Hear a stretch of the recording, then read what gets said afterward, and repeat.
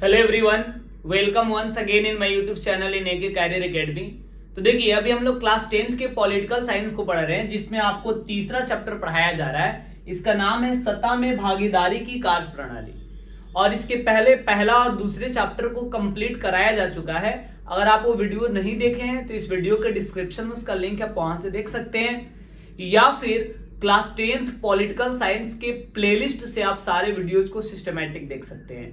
आज की क्लास में हम आपको बताएंगे दो चीजें हम समझाने वाले हैं, जिसमें सबसे पहले हम आपको बताएंगे कि सत्ता में भागीदारी का अर्थ क्या होता है, यानी सत्ता में भागीदारी से हमारा क्या तात्पर्य है।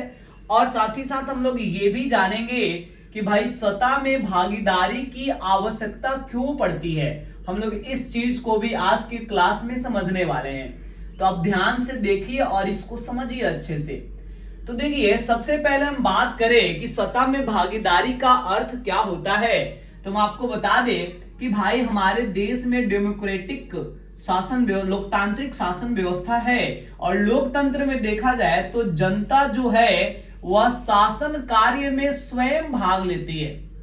ठीक है, जैसे शासन चलाने की जो क्रियाएं हैं उसमें जनता या तो स्वयं भाग लेती है या फिर देखा जाए तो अपने प्रतिनिधियों के माध्यम से भाग लेती है। ठीक है, यानी जनता अपने प्रतिनिधियों को चुनती है और वो प्रतिनिधि फिर शासन चलाने का काम करते हैं। और इसी आधार पर तो प्रत्यक्ष और अप्रत्यक्ष लोकतंत्र बनता है। जैसे लोकतांत्रिक व्यवस्था दो प्रकार का होता है। प्रत्यक्ष लोकतंत्र में हमारे देश में कौन से कार्य किए जाने हैं, शासन कार्य कैसे संचालित किए जाने, उसका डिसीजन लेना वो डायरेक्टली जनता के हाथों में होती है, तो उसको हम कहेंगे प्रत्यक्ष लोकतंत्र, जो कि स्विट्जरलैंड में स्थापित है। और अप्रत्यक्ष लोकतंत्र में क्या होता है कि जनता शासन कार्य में स्वयं भाग नहीं लेती, बल्कि किसी प्रतिनिधि को अपना वोट देकर चुनती है और वो प्रतिनिधि शासन कार्य में भाग लेते हैं। तो इसी को हम सत्ता में भागीदारी कहेंगे। यानी लोकतंत्र में जनता शासन कार्य में स्वयं भाग ले या अपने प्रतिनिधियों के माध्यम से भाग ले, इसी को सत्ता में भागीदारी कहा जाता है। आप एक बात याद रखेंगे कि सच्चा लोकतंत्र यानी बढ़िया डेमोक्रेसी, सबसे अच्छा लोकतांत्रिक व्यवस्था वही है जहां जिस व्यवस्था में, जिस देश में अधिक से अधिक लोगों को, यानी मैक्सिमम जितना ज्यादा हो सके अधिक से अधिक लोगों को सत्ता में भागीदारी का अवसर प्राप्त हो, अधिक से अधिक लोग जो है ये सत्ता में भागीदार बन सके, उसी को बढ़िया डेमोक्रेटिक व्यवस्था कहा जाएगा। जैसे मान लीजिए कि हमारे देश में अगर 110 करोड़ या हमारे देश में मान लीजिए 100 करोड़ वोटर है, यानी मतदाता जो वोट देने वाले हैं, और उसमें अगर सारी एक्टिव नहीं है, उसमें 100 करोड़ में मान लीजिए कि 40 करोड़ 50 करोड़ ही मतदाता वोट दे रहे हैं, इसका मतलब कि भारत में आधे लोग सत्ता में भागीदार नहीं बन रहे हैं। तो सत्ता में भागीदारी कम लोग कर रहे हैं, इसका मतलब भारतीय लोकतंत्र सफल नहीं है। तो कोई भी डेमोक्रेटिक व्यवस्था, कोई भी लोकतांत्रिक व्यवस्था सफल तबे माना जाएगा, वो सच्चा लोकतंत्र तबे हम मानेंगे जब उसमें अधिक से अधिक लोगों को शासन कार्य में भाग लेने का मौका मिले।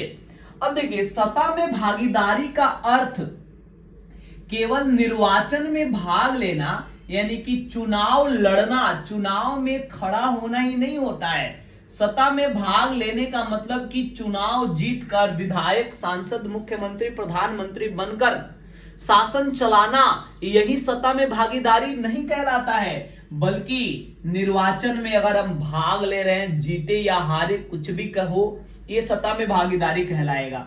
या किसी भी चीज का, लोकसभा का चुनाव हो, विधानसभा का चुनाव हो, या पंचायती राज वगैरह का चुनाव हो, किसी भी चुनाव में अगर हम वोट दे रहे हैं, अपना बहुमूल्य वोट अपने मनपसंद उम्मीदवार को दे रहे हैं, इसका मतलब यहां भी हमारी सत्ता में भागीदारी सुनिश्चित हो रही है। दैट मीन्स हम शासन कार्य में भाग लिए, क्योंकि हम तो अपना कीमती वोट दिए ना किसी प्रत्याशी को जिताने के लिए। आगे चलें तो हम बात करेंगे कि सरकार अगर कोई गलत कार्य करती है तो हम क्या करेंगे, सरकार के गलत नीतियों का विरोध करेंगे। ठीक है, सरकार के गलत नीतियों का विरोध करना, यह भी देखा जाए तो सत्ता में भागीदारी का एक रूप मान लीजिए। कि ऐसे भी जैसे मान लीजिए कि सरकार कोई काम की और उसमें हमें कोई गलती दिख रहा है, तो हम उस गलत नीति के विरुद्ध आवाज उठाएंगे, सरकार के खिलाफ बोलेंगे, ठीक है, तो इसको भी हम कहेंगे कि सत्ता में हमारी भागीदारी हुई। ठीक है, आगे देखिए।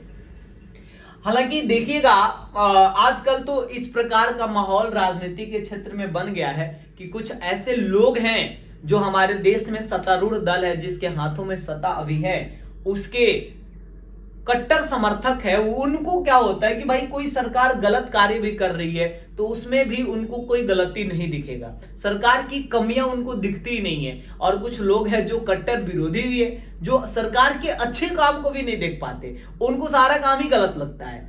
ठीक है, तो ये दोनों प्रकार के लोगों की संख्या ज्यादा है। लेकिन हमें क्या करना है, अगर सरकार कोई अच्छी काम कर रही है तो उसका हम समर्थन करें, उसका हम सपोर्ट करें और सरकार के गलत नीतियों का विरोध करें। ऐसा करेंगे तो यह माना जाएगा कि हम भी शासन के कार्य में यानी सत्ता में हमारी भी भागीदारी सुनिश्चित हो रही है।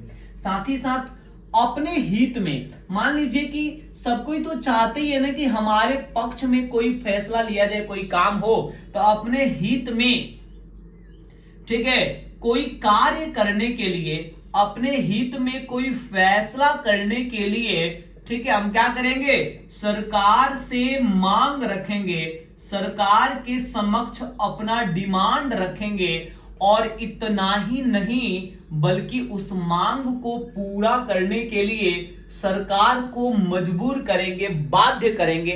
मान लीजिए कि शिक्षकों का, टीचर्स का, जो प्राइवेट टीचर्स हैं, जो प्राइवेट विद्यालयों में पढ़ाते हैं, उनका एक संगठन बन गया, उनका एक ग्रुप बन गया और वो लोग गवर्नमेंट से एक डिमांड करने लगे, मांग करने लगे कि भाई हमारी सैलरी इतनी कम क्यों होती है। तो सरकार से हम मांग करें कि सरकार हमारे पक्ष में कोई फैसला ले। तो वो अपने हित में, ठीक है, फैसला लेने के लिए सरकार के समक्ष मांग रख रही है। उस मांग को अगर सरकार पूरा ना करे तो अलग अलग तरीके अपना कर वो क्या करेंगे, सरकार को बाध्य करने की कोशिश करेंगे। और ऐसा भी हम कर पा रहे हैं, दैट मीन्स हमारी सत्ता में भागीदारी सुनिश्चित हो रही है। तो इस प्रकार हम सत्ता में भाग ले सकते हैं और जनरली हम सत्ता में भाग लेते भी हैं, हमको ये मौका दिया जाता है। अब सवाल आया कि भाई सत्ता में भागीदारी की आवश्यकता क्यों है, क्यों जरूरी है सत्ता में भाग लेना। तो देखिए, सबसे पहली चीज कि भाई राजतंत्र थोड़ी है, राजतंत्र में राजा अपने इच्छा अनुसार शासन चलाता है। ये लोकतंत्र है, जनता की शासन है। और जब जनता खुद ही शासन कार्य में भाग नहीं लेगी तो फिर कैसा लोकतंत्र। मेरे कहने का मतलब कि लोकतंत्र का उद्देश्य ही है कि भाई ज्यादा से ज्यादा लोगों को सत्ता में भागीदारी दिया जाए, यानी कि भाई लोकतंत्र की जड़ें मजबूत करने के लिए अगर हम चाह रहे हैं कि लोकतांत्रिक व्यवस्था की जड़ें मजबूत हो तो इसके लिए ज्यादा से ज्यादा लोगों को सत्ता में भागीदारी मिलनी चाहिए।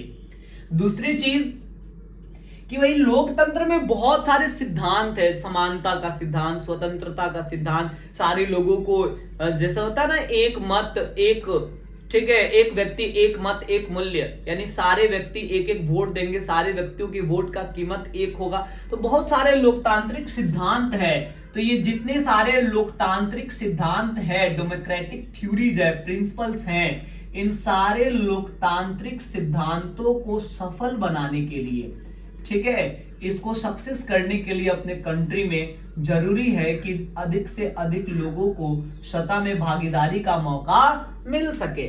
साथ ही साथ देखा जाए तो अब हम बात करेंगे कि नागरिकों की गरिमा में वृद्धि करने के लिए। अच्छा, एक बात हम आपको बता रहे हैं, इसको थोड़ा सा ज्यादा ध्यान से समझेंगे कि लोकतांत्रिक व्यवस्था का निर्माण ही इसलिए किया गया था ताकि हमारे देश में रहने वाले जो लोग हैं वो गरिमा के साथ रह सके, यानी पूर्ण गौरव की अनुभूति हो, प्राउड फील हो अपने देश में रहकर। और आप खुद ही सोचिए, जिस देश के लोगों को सारे अधिकार प्राप्त हो कि आप निर्वाचन में खुद भाग ले सकते हैं, आप वोट देकर अपने मनपसंद उम्मीदवार को जिता सकते हैं, सरकार अगर कोई गलत काम करे तो उसका विरोध कर सकते हैं, अपने हित में कोई मांग करके सरकार को बाध्य कर सकते हैं उस मांग को पूरा करने के लिए। तो ये सारा काम करने का अधिकार अगर हम सारे नागरिकों को देंगे तो डेफिनेटली ऐसे देश में रहकर किसी भी नागरिक को गौरवान्वित महसूस होगा।